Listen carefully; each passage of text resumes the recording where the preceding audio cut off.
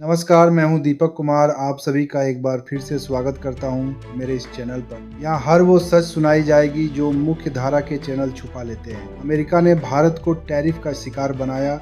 मनमाने तरीके से अमेरिकी राष्ट्रपति डोनाल्ड ट्रंप ने यह काम किया है। अमेरिका में भारतीय सामानों पर 50% टैरिफ लगा दिया है। पूरी दुनिया में ट्रंप ने टैरिफ का हौवा खड़ा कर रखा है, लेकिन भारत के खिलाफ ये हौवा काम करने वाला नहीं है। इसका संकेत S&P ग्लोबल रेटिंग्स भारत की साख बढ़ाकर दे चुकी है। उसने कहा है कि टैरिफ का भारत पर कुछ खास असर नहीं होने वाला है। चीफ इकोनॉमिक एडवाइजर CAV अनंत नागेश्वरन ने भी बीते दिनों यही बात कही। उनके मुताबिक अमेरिका की ओर से भारतीय निर्यात पर लगाए गए टैरिफ का भारतीय अर्थव्यवस्था पर कोई खास असर नहीं पड़ा है। उन्हें लगता है कि 6 महीनों में स्थिति सामान्य हो जाएगी। अमेरिका चाहता है भारत को झुका दो, लेकिन भारत के प्रधानमंत्री नरेंद्र मोदी ने साफ मना कर दिया है, हम झुकने वालों में से नहीं। हम भारत के किसानों के लिए काम करते रहेंगे।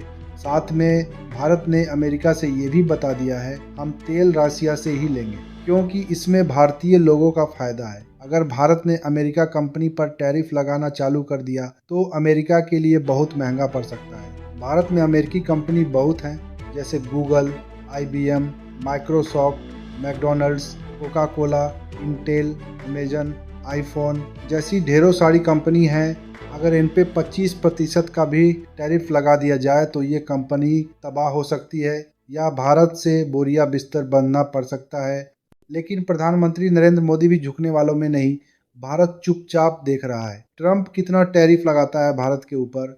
भारत चुपचाप दूसरे मार्केट की तलाश कर रहा है और इसमें काफ़ी सफल भी रहा है। बहुत सारे नए देशों को इंडिया ने माल सप्लाई शुरू कर दी है, क्योंकि भारतीय सामान बहुत सस्ते दाम में बहुत बढ़िया होता है। दरअसल कुछ मीडिया रिपोर्ट्स में दावा किया गया था कि भारत ने अमेरिकी दबाव और कीमत बढ़ने की वजह से रूस से तेल खरीदना लगभग बंद कर दिया है। हालांकि इन दावों को खारिज करते हुए अनिल ने कहा था कि भारतीय कंपनियां अभी भी रूस से तेल खरीद रही हैं।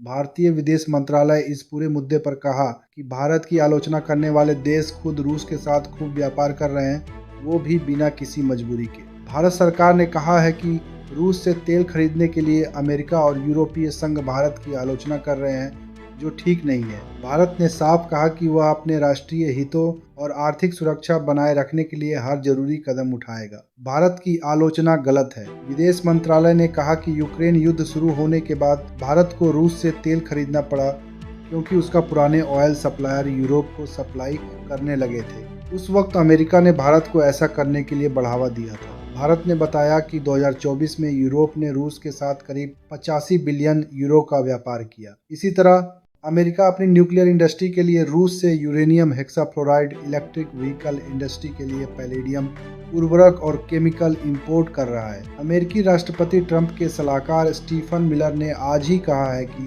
भारत अमेरिका के साथ ईमानदारी से पेश नहीं आ रहा है। लेकिन दोस्त, अमेरिका के अकल ठिकाने एक दिन जरूर आएगा।